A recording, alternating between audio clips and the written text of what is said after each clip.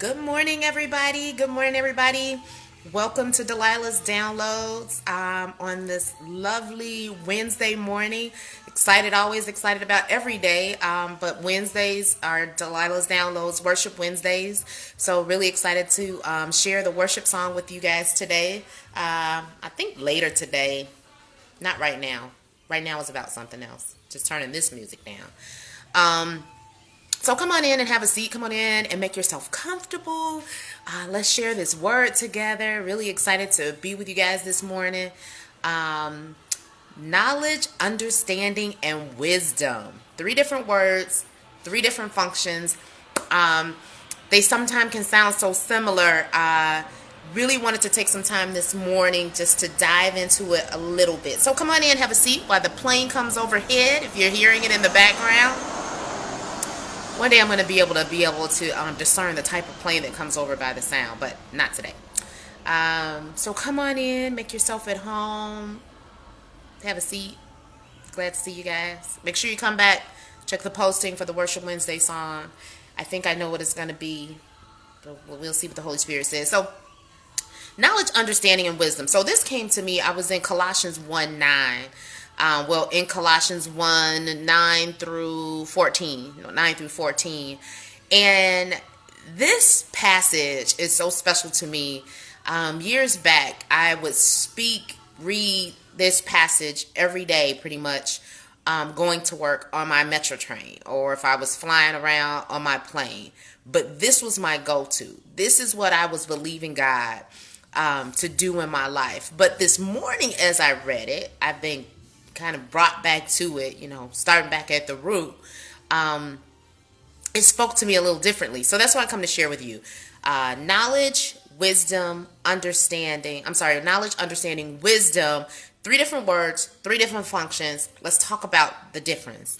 So when we look at Colossians 1:9, just reading, and this is Paul, I think it's Paul to Timothy. Yeah, this is Paul speaking to the church.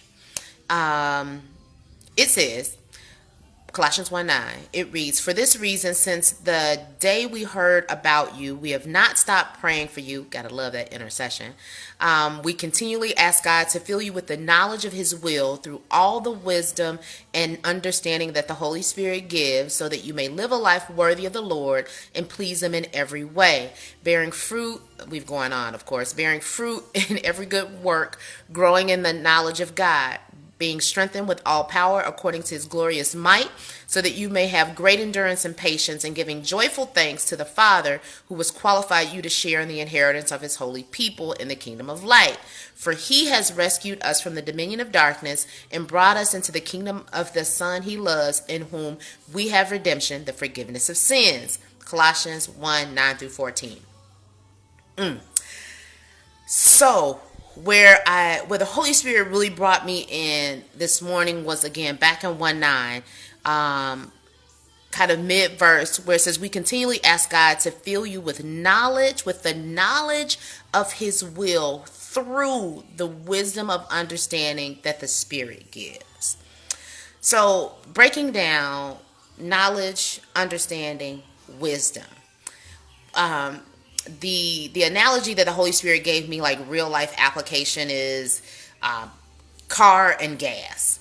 So I have the knowledge that a car and gas have a relationship, that there's a relationship between car and gas. I then have insight understanding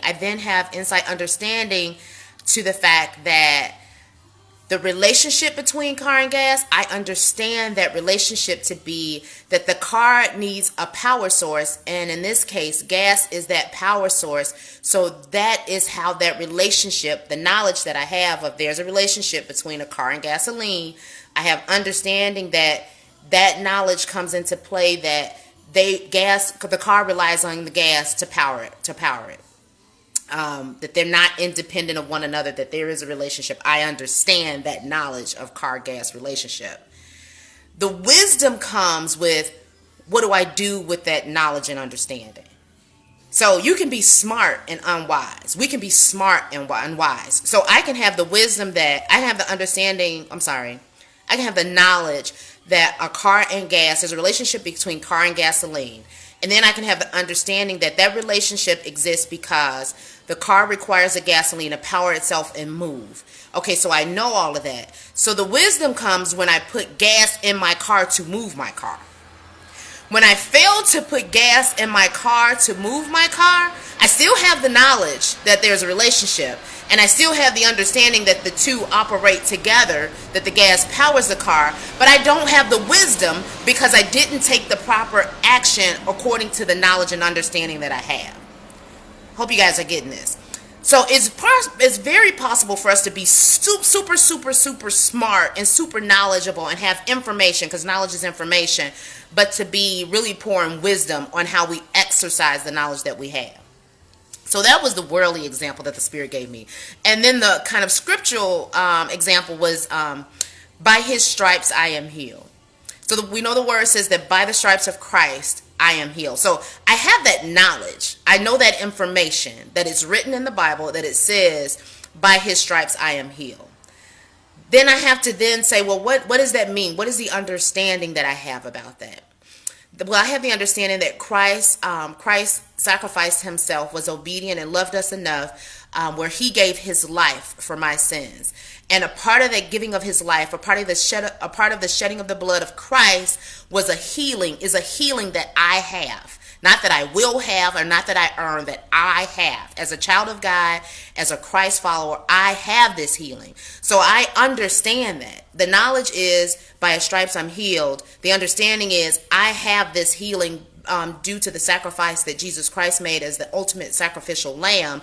The wisdom comes when, if there is a report, a health report that is deemed negative about me, that I'm not running around here like crazy lady, like, oh, they said I got this, that, or another. The wisdom is how I put that knowledge that by his stripes I'm healed, and that understanding that that healing applies to me, and I then speak that thing over whatever it is the world is trying to put against me. The wisdom is what I do with the knowledge and understanding. That's when we become wise. When we start to do wise things with the knowledge and understanding that we have. So based on that, the Holy Spirit really revealed to me that wisdom is an action word. Wisdom is what I do. Wisdom is what I do. Knowledge is what I have. Understanding is what I have. But wisdom, it sounds like a noun, but it's a verb. It's a verb. Today, it's a verb. Wisdom is an action word. And what he further revealed to me are the actions associated with, in this particular passage, about wisdom. So we're going to go back through the word, Colossians 1:9, and I think it's going to stop at 13. But just check this out.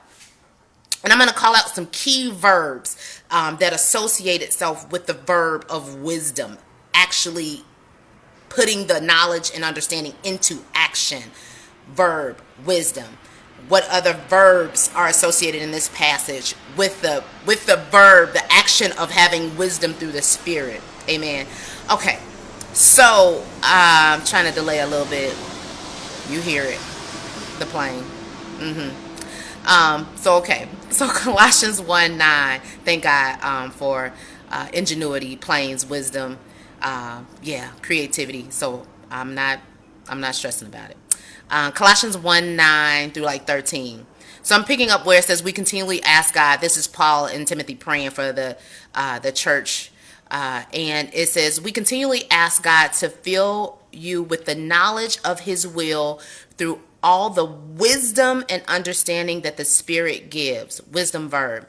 So that you may live, verb, a life worthy of the Lord and please, verb, him in every way, bearing fruit, bearing, verb, in every good work, growing, verb, in the knowledge of God, being, verb, strengthened with all the power according to his glorious might, so that you may have, verb, great endurance and patience, and giving, verb, joyful thanks to the Father who has qualified you to share, verb, in the inheritance of his holy people in the kingdom of light. For he has rescued, verb, us from the dominion of darkness and brought, verb, us into the kingdom of the Son he loves, in whom we have redemption, the forgiveness of sins. Hey, love, how are you? Good to see you. So all of these verbs are a reaction to the verb of wisdom.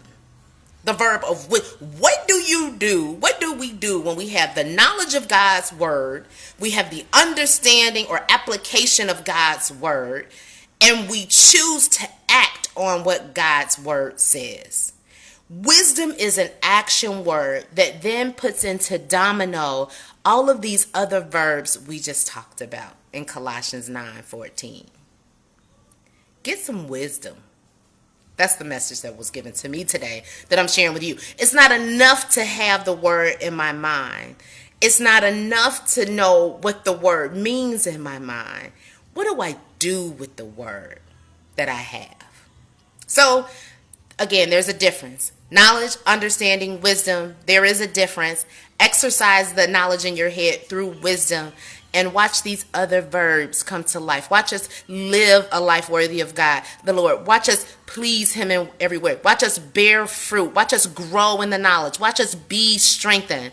Watch us give joyful thanks. Watch him qualify us.